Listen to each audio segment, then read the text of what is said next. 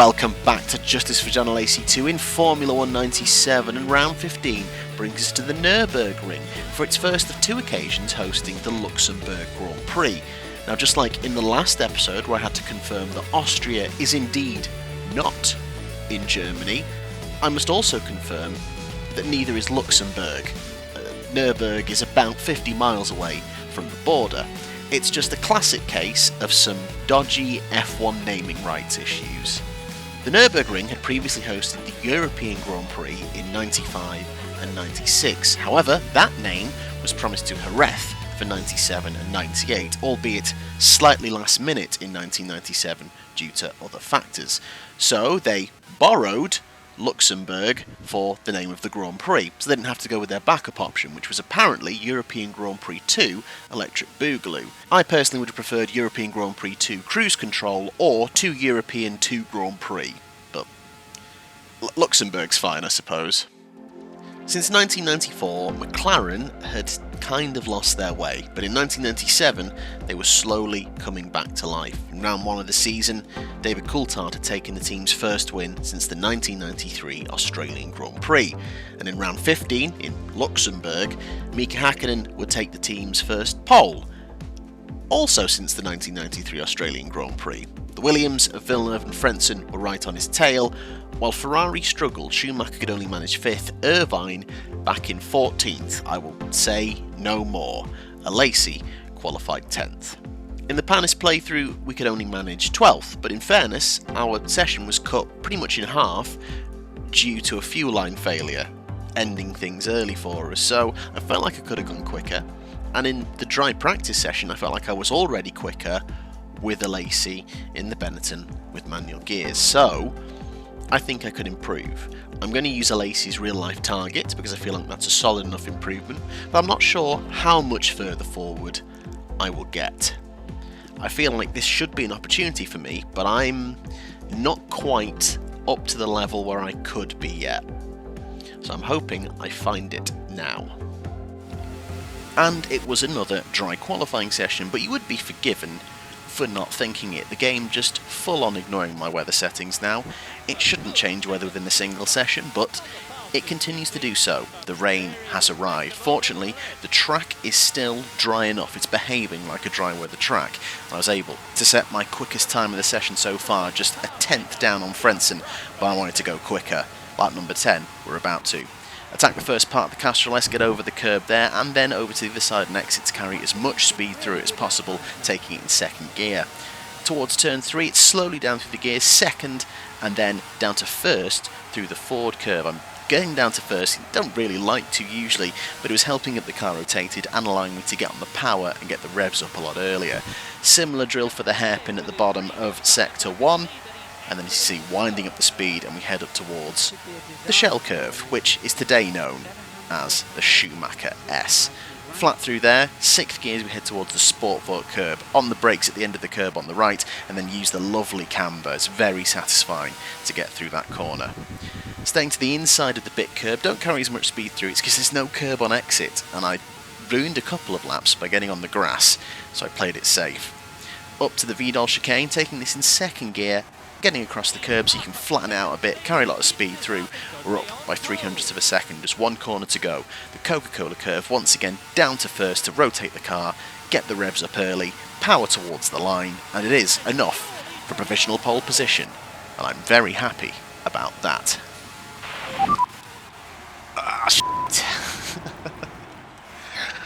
It's not put me on pole, because I reckon they're going to drop to at least the high 1 minute 12s, maybe more.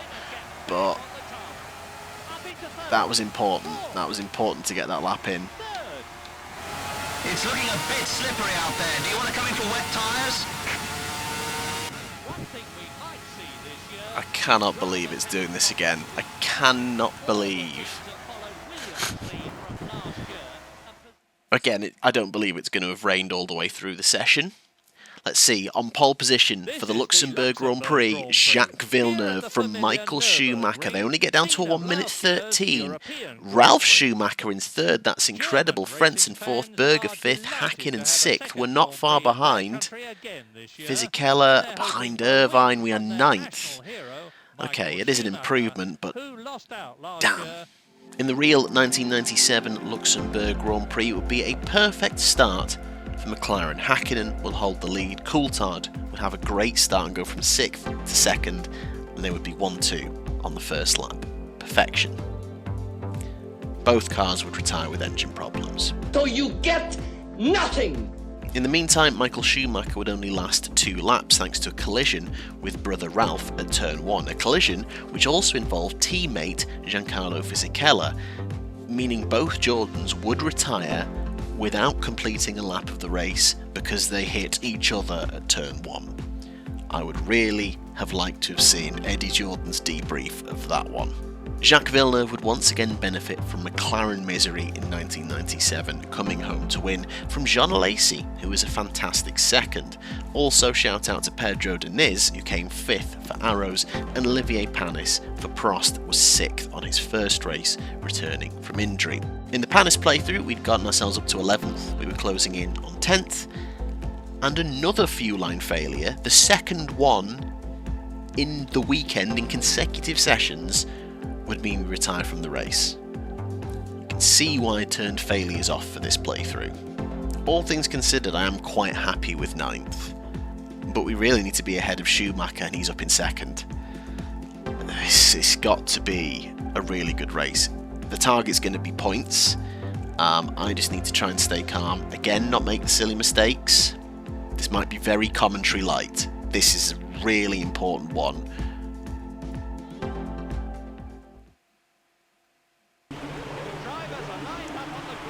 Okay, oh, I've gone quite aggressive on the setup. Let's take it easy. It's raining in Luxembourg. Lights gone, lights off. Oh, and it's a terrible start. We just don't seem to get any power off the line. I haven't hit Johnny Herbert. I was stationary. Oh, God. Did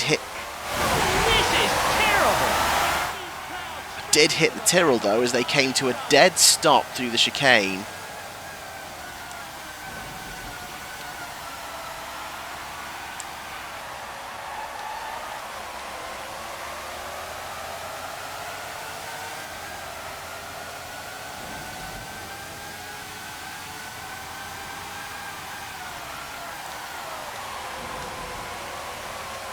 Forgive me as I'm not going to host for a bit, because I need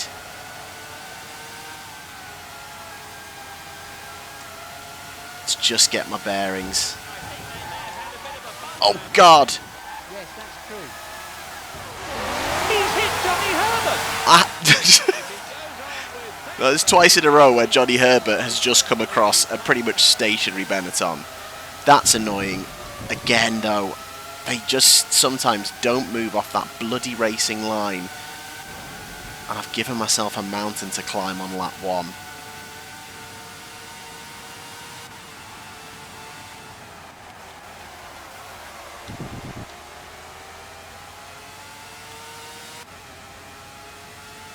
I'm going to have beef with Mika Salo if I can't clear him very quickly. Christ, come on.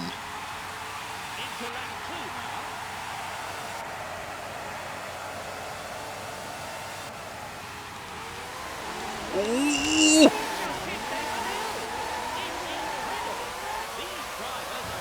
How am I still behind Mika Salo?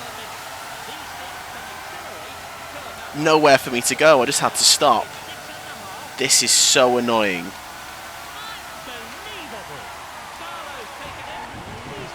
Piss off, Mika. Just piss off.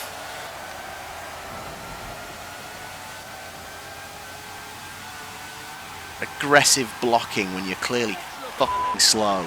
Sorry. Don't get angry at the get, it's just a game. It's fine. It's just the fake World Championship. You've already cried at Daytona. Let's not now swear in Luxembourg. Which isn't, sorry, Nürburgring.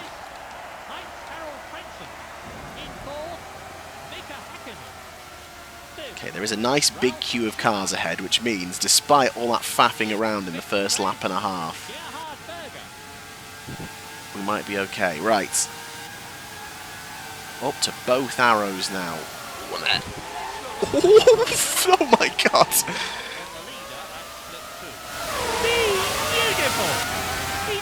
That was very near. That I'm not even going to pretend that was incredible. That was sheer luck that that came off. I was okay on the curb and just managed to slide it through that final chicane, and we are up to 11th. Okay.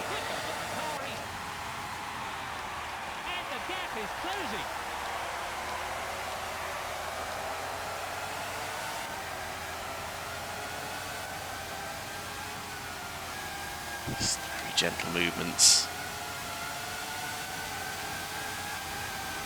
Stewart here, then the Ferrari. That was a good move. Oof, it was risky. I imagine that's going to be Irvine. Pray for it to be Schumacher.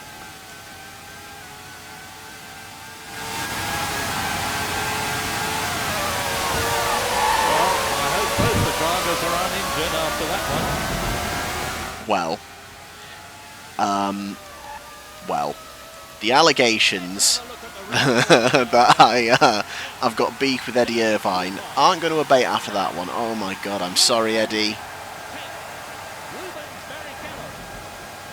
They brake so much earlier than you expect for that chicane.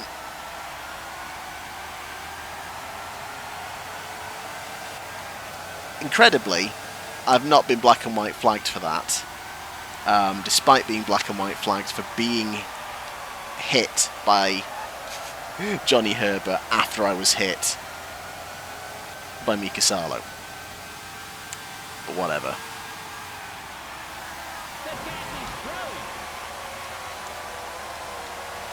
Come on.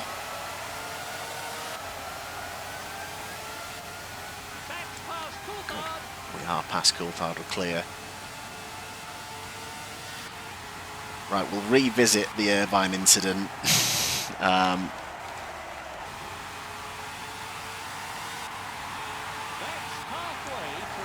Oh good, it's our teammate next, and we've historically never had any issues.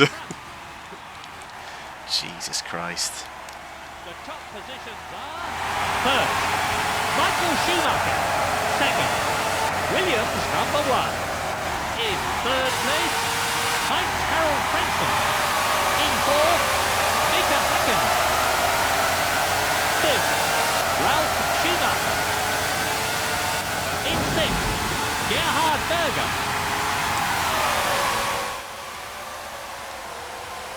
Need to get the run out. We do seem to have the exit speed from there. Gerhard. He's hit Berger. No, he hasn't.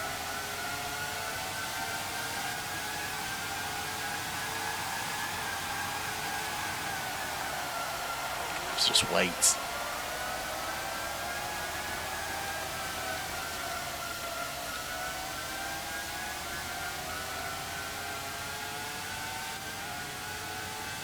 But Berger is on the move, at least trying to be.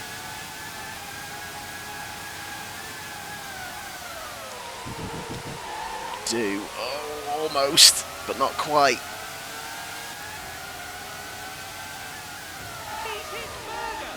Right. Sod off.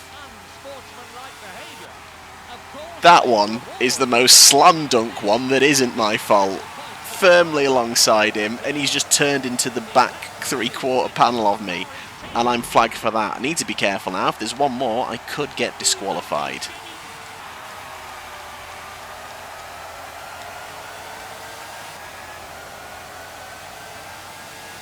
Try and clear Fisichella on the exit of this one.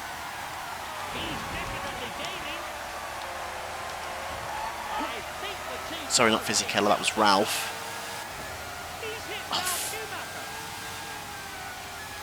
God. Oh my God.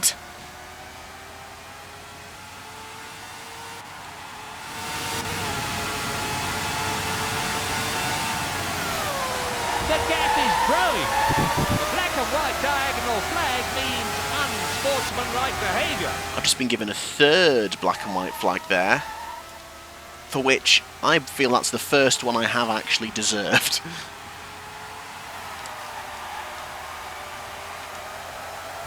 He's hit Ralph Schumacher.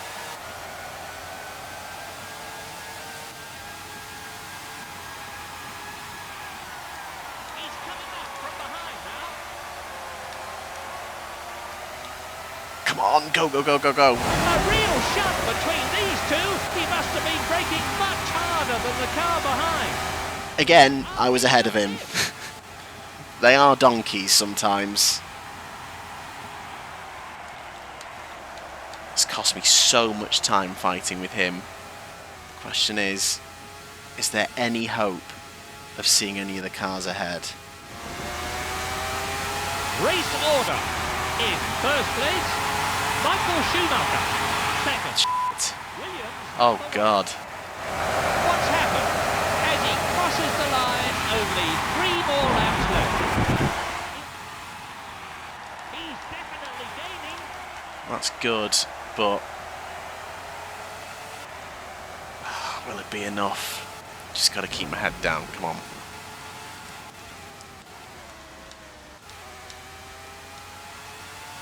The benefits of his many years' experience in Formula One really show in a race like this. It's the penultimate. That was a huge sector. He's coming up from behind now. Can't see any other cars, so I feel like it is just going to be Hakkinen for fourth. Damage limitation.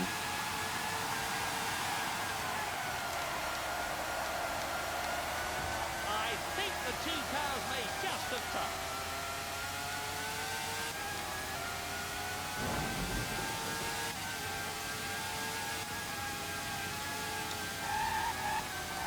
Oh my God, Hakkinen's just bloody brake checked me. Asshole. And there was third there as well. They do just seem to slow at some really odd moments. Trying to pass the car, trying to keep the car behind at back.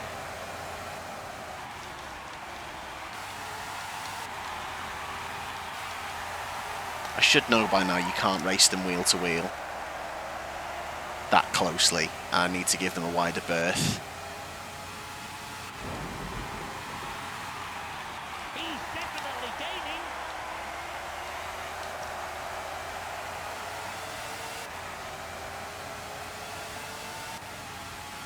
Race order. In first place, Michael Schumacher. In second, Why on earth was he slowing there? in third, On the exit of that one, like crying out loud. in fourth place, Mika Hakkinen. It's a win for Michael Schumacher. The Tifosi will be absolutely ecstatic with this result for Ferrari.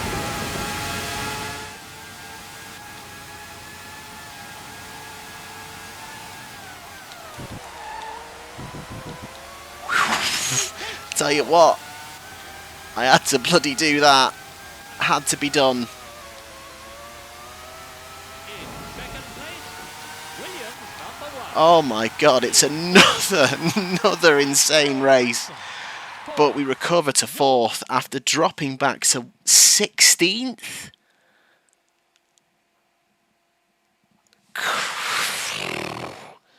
The most annoying thing about that is, even though to start 9th, go back to 16th, recover to 4th is good in and of itself, and we've got the fastest lap, it could have gone so much better without some silly moments. Some of them are from the AI, absolutely just being donkeys and being somewhat unpredictable, but yeah, some of that was on me.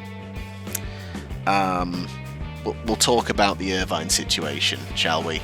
Personally, I got 3 black and white flags and feel like I only deserved one of them, but then punted off Irvine and got nothing for it. I personally feel like the 3 black and white flags are deserved. Why I wasn't disqualified? I thought it was 3 and then disqualified. Let me know in the comments, do you think I should take another qualifying hit for the next race and only do like 3 laps again? Do you think that how the game handled it is enough in a weird way?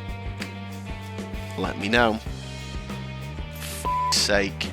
But yeah, Schumacher wins. Villeneuve and Frentzen second and third as they galvanise now, seemingly for a constructors' fight. Brace, brace, brace. Let's see what it does.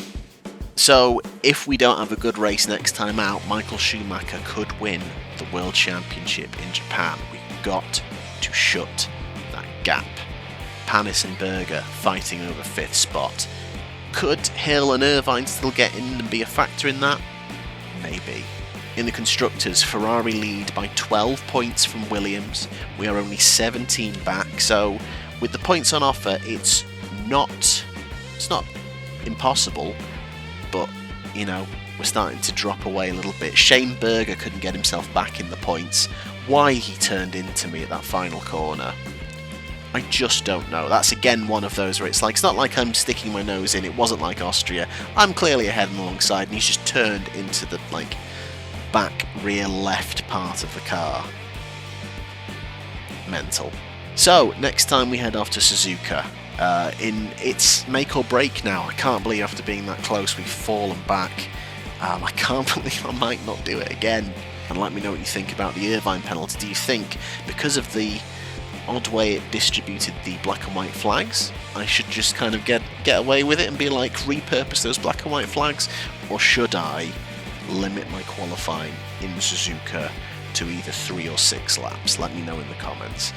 I could have been a bit smarter and a bit tidier, because I was driving well when we were in clear air, just bad racecraft. We've driven a lot like Alesi this season in the fact that we've had moments of brilliance, but also moments of hot-headedness and maybe a bit silly. Will it cost us?